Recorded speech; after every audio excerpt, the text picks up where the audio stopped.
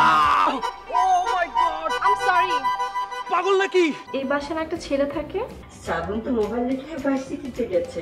ফোনে এত কথা কিসের আমি কিছুই বুঝি না। আর কেন বুঝতে পারছো না? আমি তোমাকে অনেক পছন্দ করি।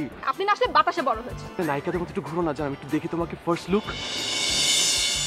আও তোকে দেখে নতুন করে বাঁচা স্বপ্ন জাগে। হ্যাঁ বালগুনি বল। তুমি আমাকে ছাড়া আরেকটি মেয়ের সাথে? I am pregnant. নদীকে গার্লফ্রেন্ড।